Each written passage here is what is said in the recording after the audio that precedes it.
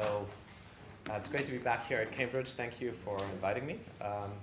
My name is Alan Laupsch, and I have a long-standing interest in ecosystems, perspectives, and risk. Last year I gave a talk on adaptive risk management where I introduced the concept of Cambridge being a coral reef ecosystem of innovation. So that's been very interesting for me to look at. My background is that I started my career at JP Morgan as a risk manager. And there, the organization was very much around looking at models to help us understand risk, but at the same time, sensing what was going on in the market that might tell us that our models were wrong, right? So we developed a lot of processes around detecting anomalies in the markets and then focusing in on that. We ended up spinning off the division Risk Metrics as a separate company, and I did a lot of research around systemic risk and early warning signals, so very related to some of the work that you'll hear from Eugene later on. So that's a little bit of my background. And the topic that we will discuss together now is around tail risks, right? So how do we manage tail risks? Which means how do we identify them, right? How do we sense that something unusual is happening, right? And then how do we not only measure it, but actually manage it? How do we respond to that? So back to the ecosystems perspective, the book that I read on the plane ride over here from Bangkok, which is quite long, it's called Lessons from the Octopus, from a marine ecologist. And I realized I should have been a marine ecologist instead of an engineer. Brilliant book. I highly recommend it. And essentially it's the story of how a marine ecologist essentially started working with US government in the wake of 9/11 to kind of look at how we might learn from ecosystems-based approaches to actually respond to these very asymmetric tail threats, right? The world has changed where due to the power of exponential technologies and interconnectivity, very small triggers can amplify and cause huge amounts of tail risk. And the traditional responses to managing tail risk, engineering responses that I would have studied, don't really work because they're solutions, because they're invariable, right? So he talks about this ecosystem of fear that he sensed in Washington with 9/11, everyone having gas masks under the table. And then these responses that were engineered responses that seemed to make sense, barriers, metal detectors, right?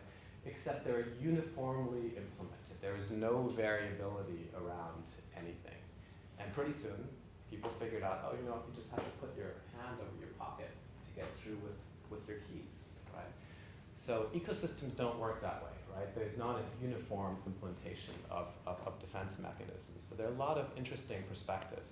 So what I'd like to suggest is that we look at things from a few different perspectives, from how do we manage tail risk from this individual perspective, right? What's idiosyncratic tail risk?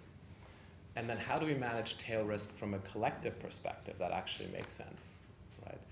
And so with me, I have here an esteemed panel. You all know Mark and his work at the OFR. He'll be taking a systemic view on things. And then Marco, who is at the Bank of England, has done a lot of research on networks and has recently moved to a new department as well, where the concept of risk appetite and risk tolerance is quite an interesting discussion. And then we have Amadeo Alento, or how to pronounce Alentorn, who's with Old Mutual, but also has a background from the Bank of England, who has very interesting perspectives on how the industry now is developing methodologies and searching through transaction data to really understand, what are some fragilities in the marketplace around tail risk. So what I suggest that we do is we briefly allow each of our panelists to introduce themselves in terms of what are you interested in terms of the topic of tail risk management, and how can we learn from success? What have you observed in your experience as a financial practitioner? And I'll ask the same question here. What can we learn from success, right? Because that's ultimately what marine ecologists do. There's a lot to learn from failure, right? But a really important thing is to learn from success. What are some organisms that have been successful? And what have been some communities that have been successful at developing strategies to respond to tail risk, to actually manage tail risk? So over to you, Mark. You've got the floor. Well, again, at the OFR, we're interested in systemic sources of risk and vulnerabilities. And I'm going to talk about the things that I personally have been working on. We've got an annual report that gives the official view and is more comprehensive and probably better balanced than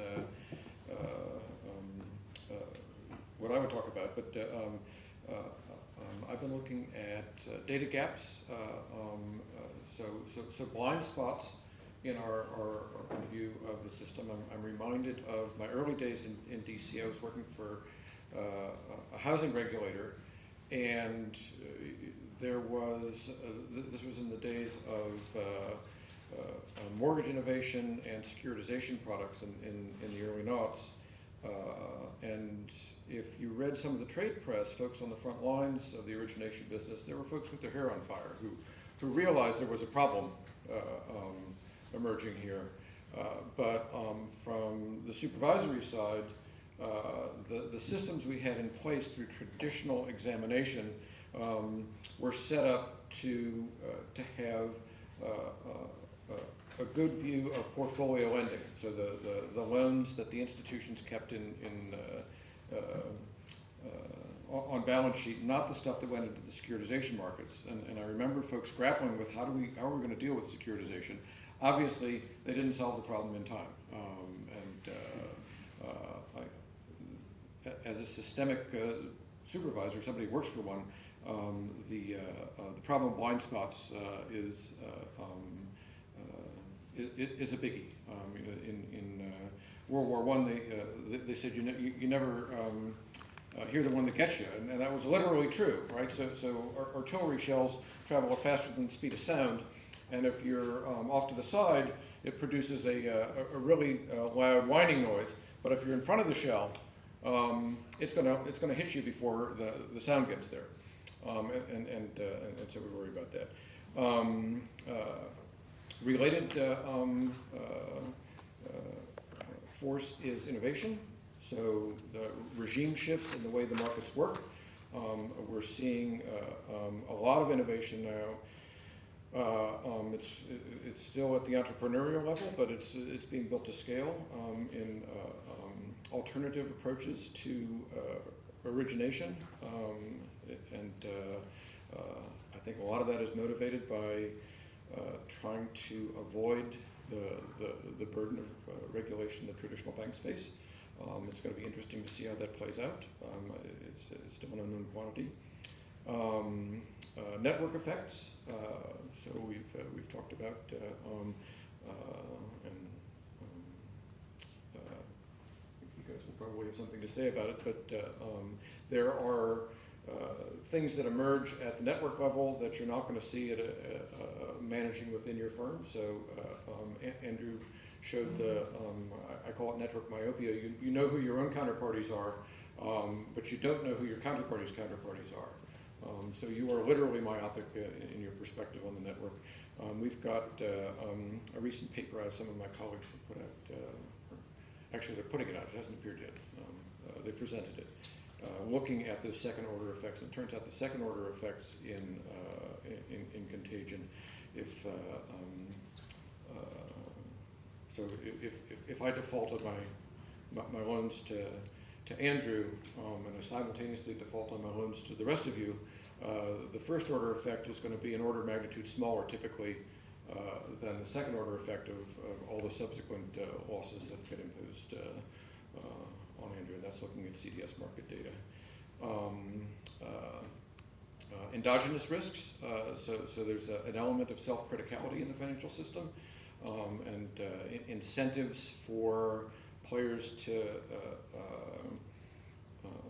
incentives built in within the system for players to take on risks. So if you're optimistic, you're likely to take on larger positions and get more concentrated. We saw this, for example, what's been called the volatility paradox. That is, as measured volatility dropped through the knots, people scaled up their risk exposures, and when volatility shifted, they were caught overexposed. And final one is data quality. The quality of data in financial markets is mixed, and it's not as good as you would see in many other industries. There are a lot of reasons for that, but it's a big concern for us. Okay, wonderful, Mark. We'll follow up on those. Marco, please, floor is yours. Thanks. By the way, would you like to sit down? How do you guys feel? Shall we? I'm all right, either way. Yeah, you sit down. You can sit down. Be cozy. Thanks, Hannah, for the introduction. Thanks, Mark, for raising these interesting points. So, like it's been said, I'm coming from, so I work at the Bank of England. I've done in the past research on networks, and in particular on payments and systems and in financial infrastructures.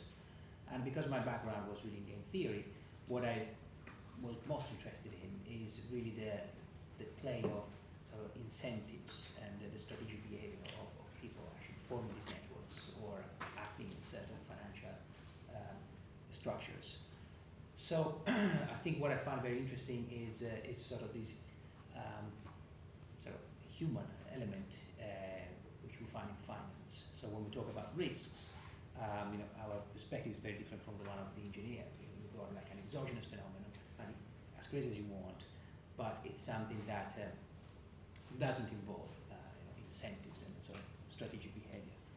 And so I think although I can bring in lots of methods and techniques from hard science, and I think economists, we always suffer a little bit from sort of an envy towards the hard sciences because they actually give you really nice and sharp results and good theory. I just find very interesting the story of incentives and the motives behind things. Now, as Alan mentioned, I just moved to a new job at the bank. Actually, yesterday was my first day. So it was a little bit difficult to explain why today I was gone. Anyway, so my new job is in a newly created division in the Bank of England that does basically risk management for the huge balance sheet of the Bank of England. Like lots of other central banks have balance sheets just following QE, basically exploded, became really, really big. So basically the bank decided to have, of course it was also doing risk management before too, but they decided to have a second pair of eyes in a kind of an independent structure within the bank, like commercial banks. There is sort of some risk management behind the front office, and then there is a separate department that does an additional layer of reflection.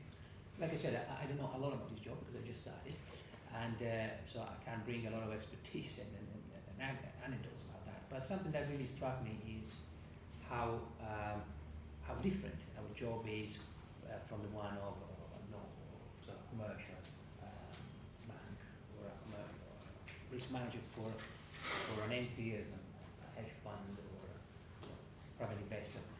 Basically because the objective of central bank is different from the one of a private entity. Right? Private entity wants to maximize profits, which means it will preserve its capital and possibly increase it. When it comes to a central bank, well, the central bank may decide to actually act as a buffer for the economy and kind of take on some losses. So there's a lot of discussion. I don't know much about that because I'm pretty new to that, but I see there's a lot of discussion, and I want to hear your views too, if possible, and panelist view on how a central bank should see its role. So how should we look at tail risks?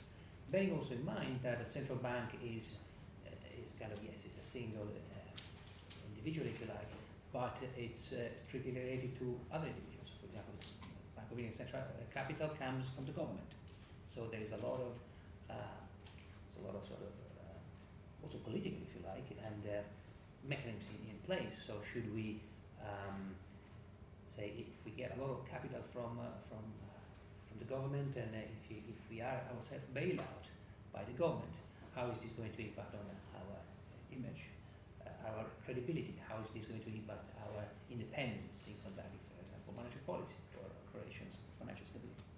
So this is basically a complete new perspective, I think, on managing tail risks.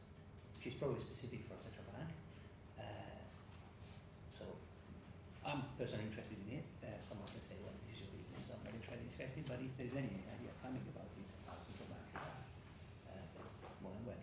Great, thank you, Marco. We'll come back to that. Amadea, what is this perspective from the private sector, from the perspective of an asset manager? I think it'll be a very fresh view on things here. Yeah, sure, thanks. So I've been working with terrorists for a number of years. I've actually started in academia back at the University of Essex, a few of my former colleagues here in the audience, looking at actually extracting measures of extreme value events from option prices. So I was more of looking at a system-wide measure. Then I've also spent some time at Bank of England, like Marco, looking at similar issues of fragility across payment systems, banking networks. And now, over the last 11 years at Mutual Global Investors, really taking more of the asset owner, asset manager perspective, and looking at how can we successfully run effectively equity-based hedge funds, equity portfolios in a way that minimizes the likelihood of performance being significantly impacted by these terrorists.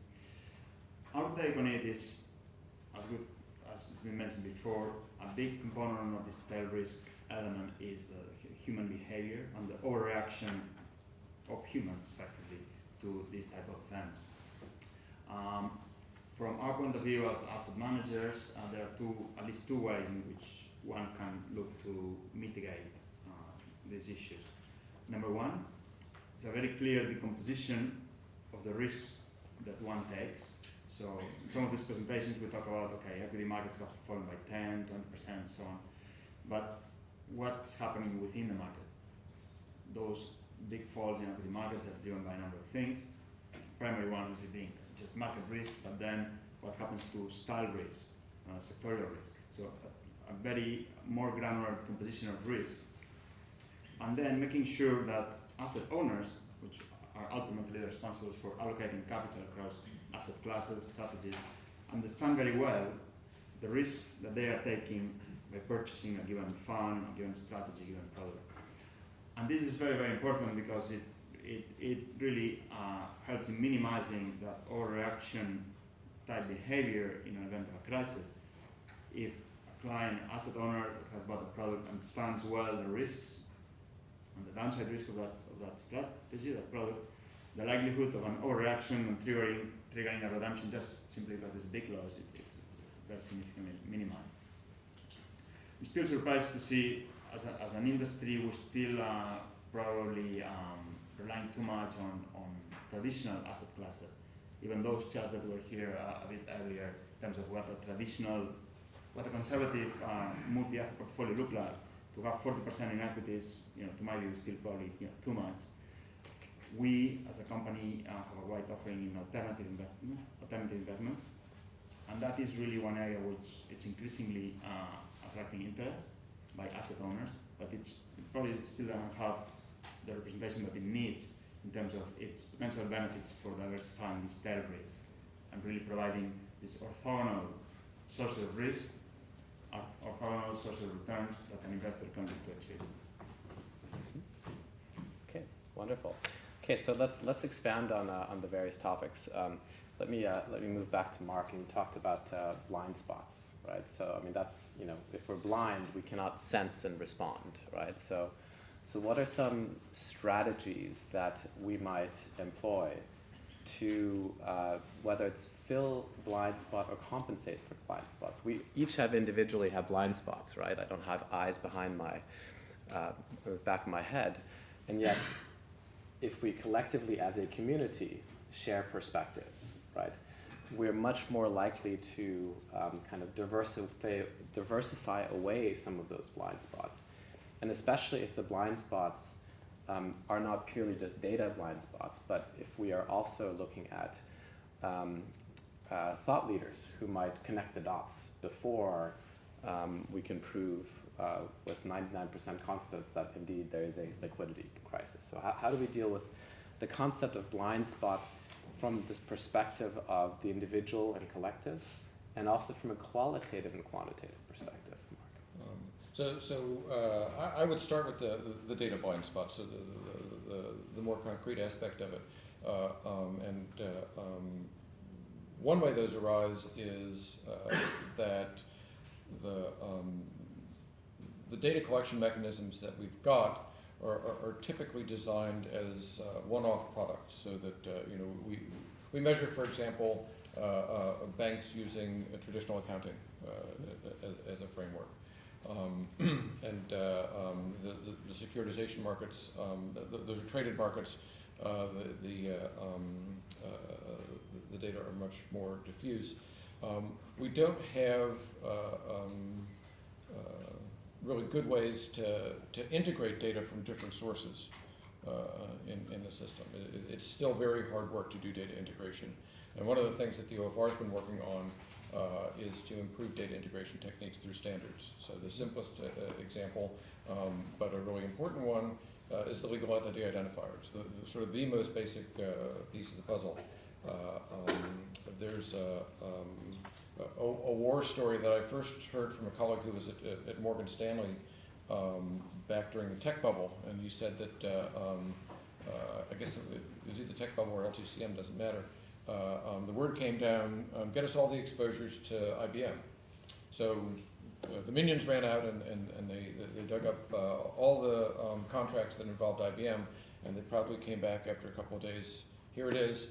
And they started to read through the paperwork, and somebody said, well, which IBM is this? Because there are 50 or 60 IBMs around the world in different divisions. They had no idea. And so there was then a much longer process of going back and running these things to ground and figuring out, well, this is IBM Research, that's IBM London, etc. Result of that was that they completely revamped their internal identification systems. That's one institution.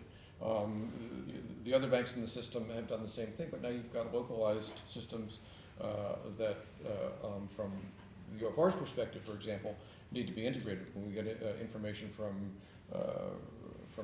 Morgan Stanley and information from JP Morgan, we somehow have to line these things up, and the legal entity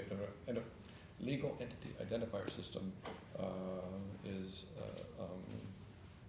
global strategy for making that possible. That same sort of integration has to happen system-wide in other areas. So in identifying products, identifying specific contingencies and exposure types, etc.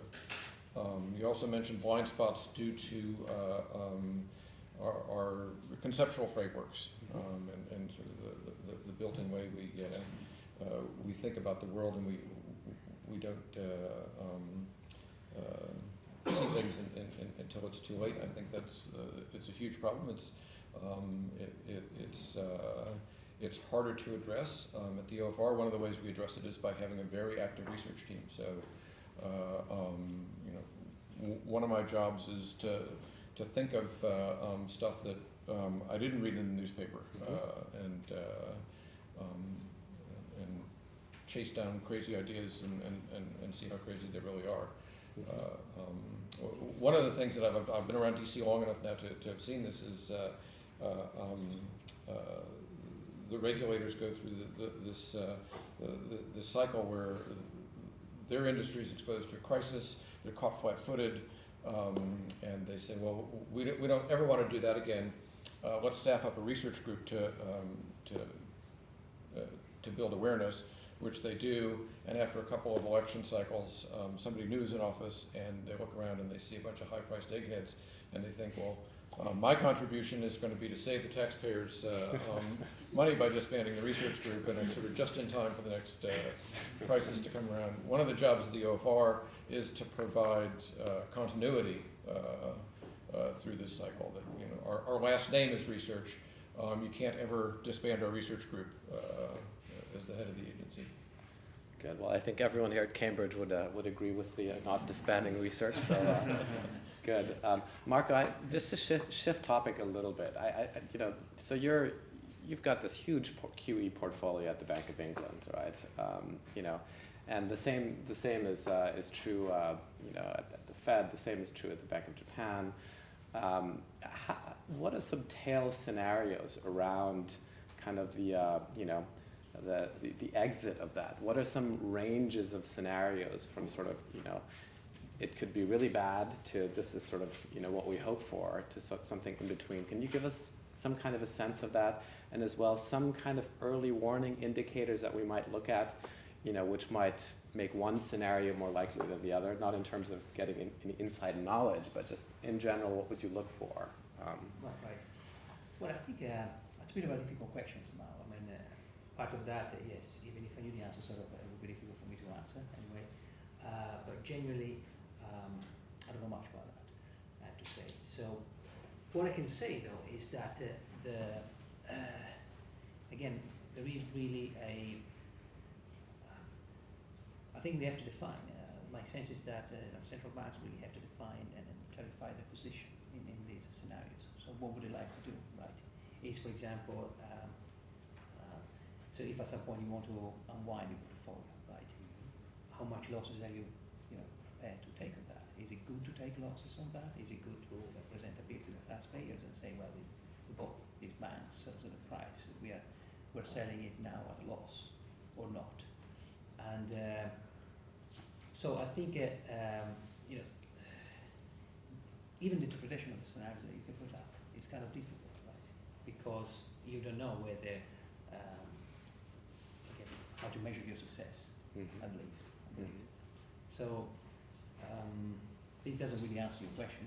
This doesn't really answer your question, but it just presents how difficult the question is, even when you have to interpret the scenarios, right? Then again, the scenarios, typically are, about interest rates, what's going to happen about them, right? And although, of course, central banks do decide interest rates, they genuinely, we don't know what's going to happen to them and how quickly they can be raised. Right. So that's a key risk element. Right. To look at. Right. So we're close to a phase transition, right? In interest rates, it's that's what everyone's looking for. Fed will raise rates most likely. Some people say, "Oh, great! Finally, they do it. That reduces uncertainty. That's good for the markets." Then others kind of think, "Are certain emerging markets really ready for that?" Right? Amadeo, what is the view from the private sector in terms of this kind of tipping point, this phase transition in interest rates, and what are some scenarios that you have thought about that you think could be interesting? Again, kind of a range and what you might look for as early warning signals. Well, one of the key risks that gets debated very frequently in our industry is, especially if we talk about the fixed income space and interest rates, is that of the liquidity risk. So fixed income instruments are such that the liquidity that you can naturally find in the market is not really matched by the daily liquidity that funds that you use to access those assets have. So there's a big mismatch between the liquidity that those funds offer and the underlying instruments. So this is now probably one of the key risks within that space over the next coming months, years maybe, of a big liquidity event taking place. And so this is one of the areas that maybe actually some of the opinions within the industry is that it's maybe for the regulators to actually step in and say this mismatch needs to be tackled across the board for a given asset class, because individually no asset manager can do it on their own.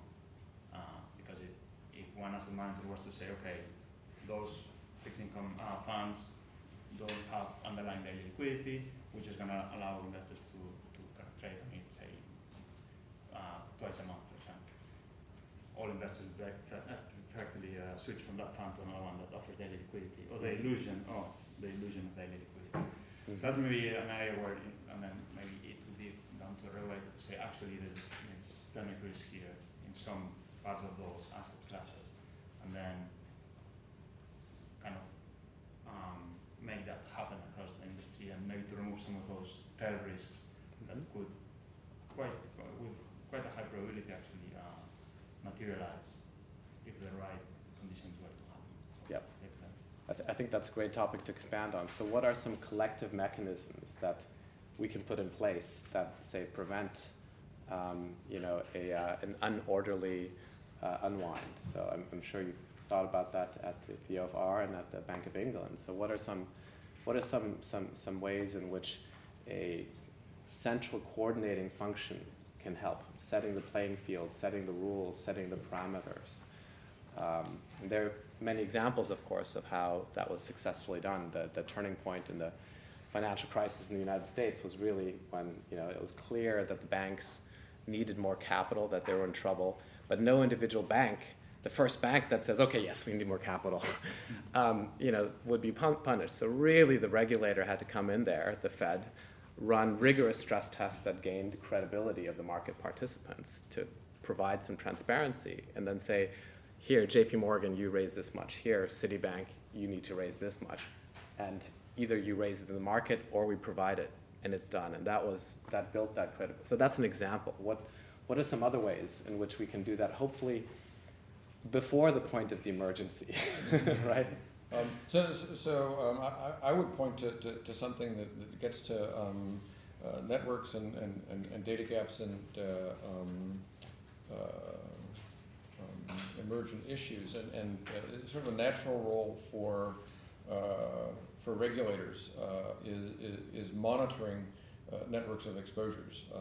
This is a field that is sort of in its infancy still. The Journal of Network Theory and Finance that Andrew mentioned this is its inaugural season still. But there are very good reasons why the institutions with trading desks don't tell the world about all their positions. That would be very difficult for them. We as supervisors, though, we don't, we're nonprofit participants in the system, and we have the authority to collect information. Doing that in a secure way, and then identifying network statistics that we could calculate and maybe share with the participants without revealing sensitive information could be a win-win. How exactly you do that is a research topic, something that we're working on at the OFR. We don't want to reveal sensitive information, but we do want to provide signals to make participants more aware. Fantastic. I Thank you, think England. that's an extremely kind of cool topic, and so precisely the topic of collecting information and sharing it in such a way that you give enough information, which is useful to say move from a bad equilibrium to a good equilibrium. At the same time, sort of respecting the anonymity conditions that participants may need to ensure that the information that you're actually getting is truthful revelation. And I think there's a lot of work to be done there. So, for example, I'm thinking of the way we conduct stress testing at the moment. It seems to me that it's a little bit the communication structure there is a bit naive, right? So basically, central banks or regulators put up some scenarios, and then they ask every single bank, so what would happen in that case? Now,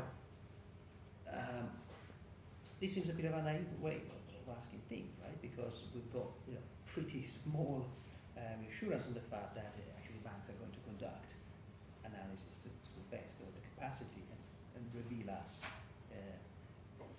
the information that we really need. It just comes to my mind that when you come to communication games, there are lots of interesting results up there, and the game may be completely non-trivial at all. So there is this. I think I saw it in some movie, right? It was a fiction movie when a character, the hero, somehow comes to a situation where there are two doors. One door leads to something bad, disaster, and the other one is leads to salvation. The hero can get out of. In front of these two doors, there are two gatekeepers. One of them always lies, and the other one always says the truth. So how does the hero get to this? Right? So the right way to do so, to find out which door is the right one, is to ask any of the two, what would the other one say? Okay? So if you think about that one, say, and then do the opposite. So if you think about that, right? If you ask the truthful guy, he will say, well, you just think about that, I don't want to take too much time, but that's the right. So in a sense, if you are in a situation where communication there might be sort of incentives or some gain, right, then you may have to think hard and come up with some very cunning scheme of extracting information that you want. So when it comes to collecting data, when it comes to managing this flow of information, no, I'm not saying sort of that people out there in the private sector are so bad, but it's just natural that the incentives are different, right? And as a good, if you're a regulator or a central bank, you're facing a mechanism design issue. So you want to design a game in such a way that when people play it, they converge to a good outcome. And that's a sort of a theoretical, there's a lot of literature out there in game theory, for example, on how to manage communication. And I think, truth to be told, all these articles out there in academic information that are very simplified. And so they're very theoretical models. But I think there is a lot to be learned by regulators on how to manage these, the incentives behind the communication of information. Fantastic. We got the 5-minute warning, so let's open up the questions to the community here. Any thoughts, Richard? I'd be interested. How do you estimate the likelihood of having a real systemic event within the next 3 years? The probabilities. So the question is? I mean, I mean, we've heard systemic events are multi-trillion-dollar events. What is the probability, in your view, that we have such an event within the next 3 years?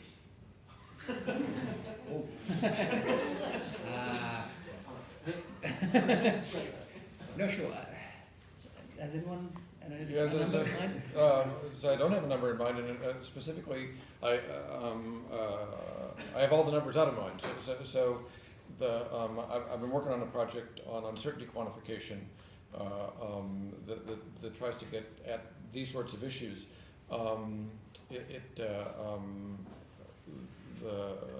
The notion of attaching specific probabilities to very rare events, that's a hard problem. So the engineers, when they engineer systems, they have to solve it. But they've got the advantage of designing the entire system that they're examining. And one of the things that you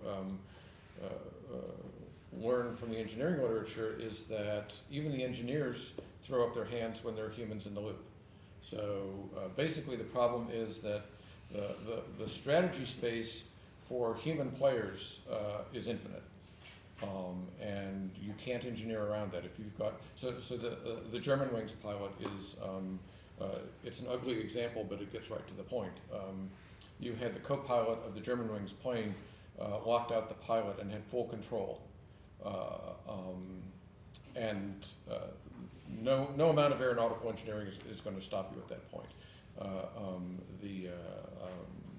And I think we've got humans in the loop all over the financial system, trying to attach probabilities to systemic events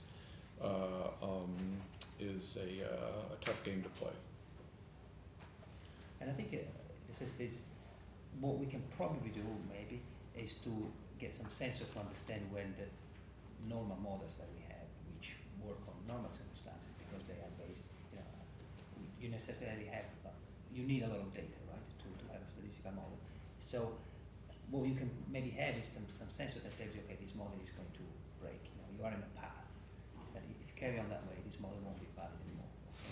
And then at least you will know that maybe you're approaching a point from where you have no clue, basically, and which is not maybe super reassuring, but at least. Provocative question: do you think the current models work or not?